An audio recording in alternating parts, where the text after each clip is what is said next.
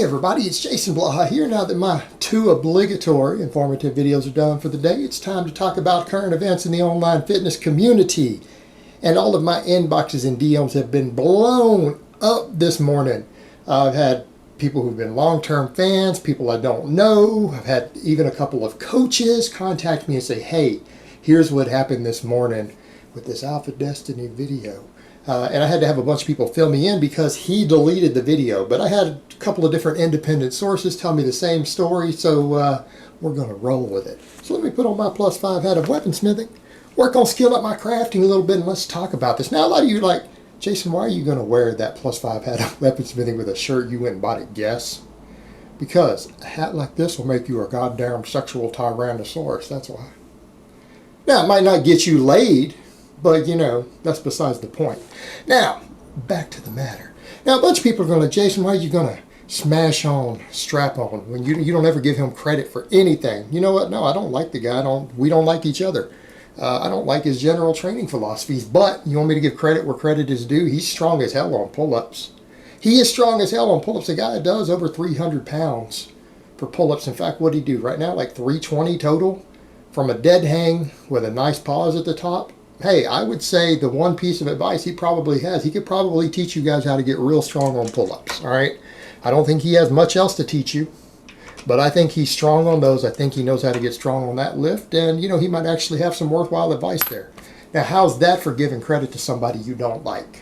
So there you go. All his nut huggers can be like, okay, he's not going to totally diss him. I'm going to diss everything else he does, all the reverse band, slingshot, board press. Guys, that's all for equipped powerlifters. That has no use to anybody who isn't going to compete specifically in equipped powerlifting. Not even the best way to gain muscle, not the best way to gain strength, nothing. It's just showing off. It's ego lifts. That's all it is. Now, that being said, his chin-ups are strong, pull-ups are strong, and that's probably contributed to a lot of his physique. That's probably where a whole hell of a lot of his traps came from, not rack pulls. Then again, I've heard that rack pulls above the knee apparently can cure cancer, erectile dysfunction, can build your pecs, everything now. If you were to read on the internet, it's like the magical cure-all for everything, even though it's a pretty much useless exercise. But the latest fiasco, he put up an interview that he took down. He interviewed Never Stronk Enough. Now, I had to go check this guy out this morning because I wasn't familiar with him. I don't know, he damn near is strong enough. Now, apparently a bunch of Strap-On's fans were saying this guy's using fake plates, he's got fake lifts, everything else. I didn't see any indication of that. What I'm going to say about this kid, I think he's got a lot of potential. I think he's real strong. I think he needs to get his ego in check, needs to dial his technique in a little bit so he doesn't get injured. But you know what? Oftentimes that first injury makes you a better lifter too. I do think he's at risk of getting hurt. I'd like to see him clean his technique up a little bit. I'd like to see him lose the straps. But is he strong? Yeah.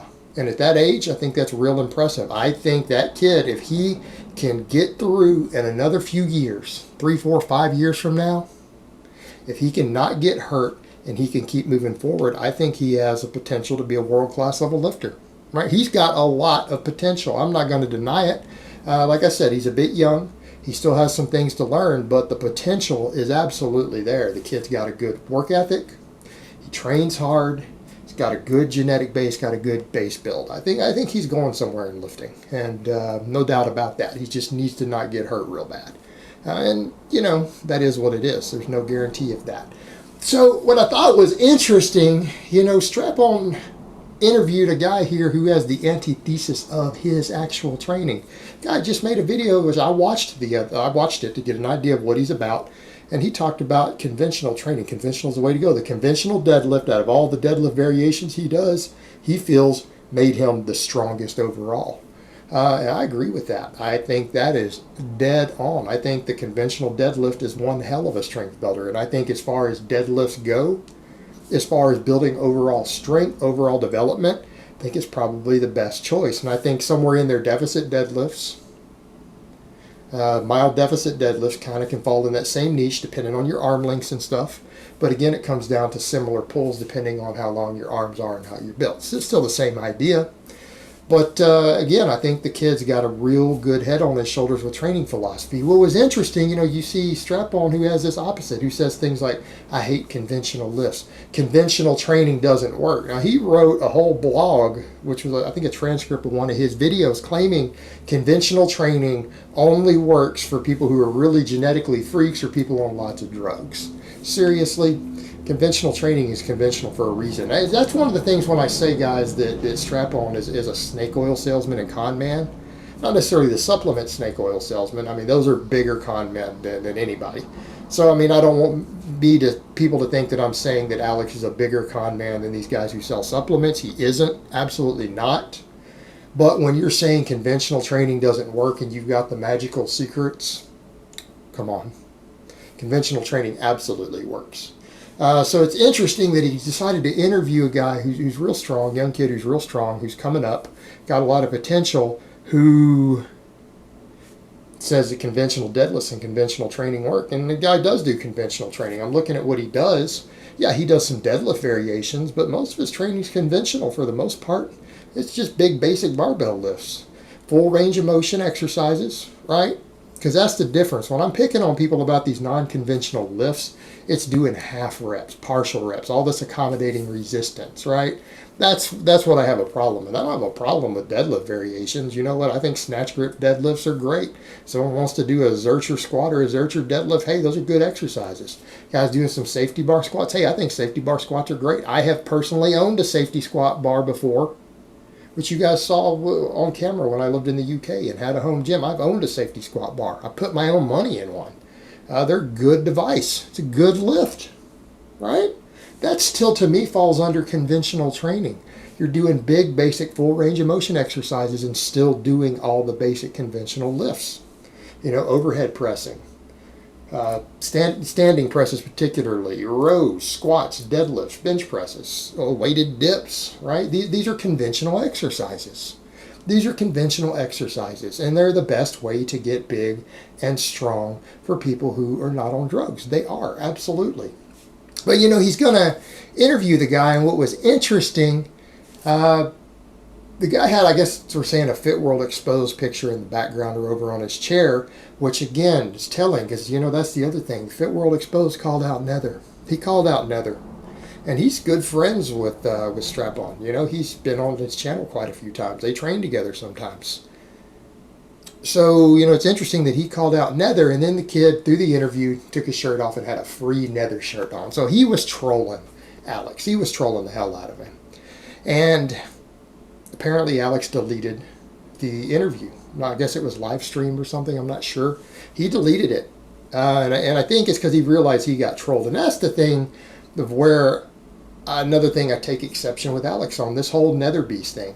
He sit there and bought into Nether Beast, and I'm sorry, but I don't believe that he fell for it, right? I don't think Alex is that stupid or that naive. He might be, but anybody who is an experienced lifter, and Alex claims to be an experienced lifter, he claims to have all these years of training under his belt, of observing stuff.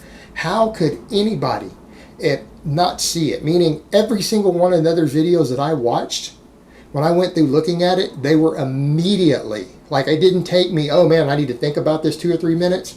It was immediately apparent there were fake lifts. And I said so early on, before the guy talked about me, anything else, people asked in the comments, and I mentioned, look, the guy does fake lifts and partials. All right, he does fake lifts. That's what he's all about. It's a total hoax. That was before I knew anything about the guy. And I'm sorry, but everyone else out there, the people who called him out all said that. Everyone looked at it and who is experienced lifters and immediately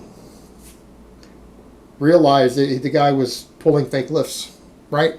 Everyone said it. Bugenhagen said it. The Fit World Exposed said it. Like what Dairyland Strength said it. Several coaches I talked to who saw the stuff, who all contacted me, were like, it's really obvious the guy's doing fake lifts. What the hell? And then Strap-on jumps on board because the guy does some oddball lifts that all of a sudden it highlights him in his eyes. And that goes to show you how bizarre he's gotten with his training philosophies, that he's willing to just fall under any con man who puts out any old crap of fake lifts, and obviously fake lifts, because they do bizarre lifts. He's that against conventional training, when conventional training works. So he's so caught up in this non-conventional training that anyone who promotes non-conventional training, he's willing to highlight. I mean, the absurdity of it, that he's willing to fall for it because of that. Are you serious? You know, and he wants to charge money for ebooks and be a provider of information when he's that gullible just because they do non-conventional lifts. So I'm sorry, but to me, when I see people who do too many non-conventional lifts and no conventional lifts, I immediately think con man without even seeing anything. I immediately think they're either crazy, they don't understand training, and I'm not saying the occasional oddball lift, right? I'm not talking about the occasional. Some people like to do them, but you have to build a base on your conventional exercises. They are conventional because they work. These exercise variations are selected to be conventional because they involve the most muscle mass for the most part. They're usually some of the best size and strength builders. That's why they're common conventional exercises in the strength and conditioning world. We don't care about what the bodybuilding world does or any of that because that's all drugs and genetics and side enhancement. Anyways, we're talking about real strength and conditioning coaches who build real athletes use these exercises for a reason. There are studies that look at these exercises, all these different variations. You'd be surprised how much money has been dumped into which ones have the most rate of force production involved, explosiveness, muscle mass recruitment. These are things that have been studied for a long time because coaches need athletes to be big and strong, right? They need effective exercises. That's how we've determined what's become conventional. There's a reason the power snatch is used by field athletes. There's a reason push presses are used by field athletes, track and field athletes. It's not because they haven't been studied and researched in the lab. All right, there's valid reasons for this stuff. Conventional exercises are selected for a reason. So again, it's only the silly, naive kids fall into this nonsense. And you know, and the thing is, all the kids are saying, oh, he's lifting fake weights. Why? Because the guy does a 800 behind the back deadlift. That's common for a 600-pound deadlifter. That's common. Every single person I've ever seen the very few people who do behind the back deadlifts, most of them behind the back deadlift, in my observation, around 200 pounds more than they can conventional deadlift, right? That's normal. That's normal. It's a biomechanically easier lift. Now they all have to use straps, but if you just look at the moment arms involved and the leverage involved, it's an easier lift by a significant margin. So of course you're going to lift a hell of a lot more weight. Why wouldn't you? It's a much easier exercise just due to the torque involved, the lever arms involved, the bar path. It's much easier to perform. So yeah, you're going to lift more weight with the same amount of size and strength. So again, I don't see, even his ratios look pretty dead on as far as what I'm seeing of the different lifts the guy can do. The ratios are real similar to what I would expect from lift to lift, which indicates to me, again, he's probably not really faking. The bars seem to bend appropriately for the type of bar being used, the type of weights being used. Again, depending on, you can kind of look and get an idea of how whippy the bars are or not. I don't think the kid's a fake. I don't think he is. And that's the other point. He does a few somewhat non-conventional lifts, but his focus is on the conventional lifts. And the fact that he came in and kind of trolled Alex, I think is kind of funny. Because let's be honest here, the fact that Alex even fell in and tried to say, well, I was wrong, I apologize for falling for this con man. But the point is, when you're a provider of information who's got that big of an audience and you're that easily fooled by someone that everyone else who's an experienced lifter who knows what they're looking at looked at it and laughed, it's because maybe Alex is so deluded as far as unconventional lifts of thinking what people are supposed to be able to lift, because he does all these variations that are so much easier or shorter ranges of motion that he just immediately thinks in those terms of numbers, that, you know, a bench press, whatever you can reverse band slingshot bench press, is just a normal bench press for people right off of pins.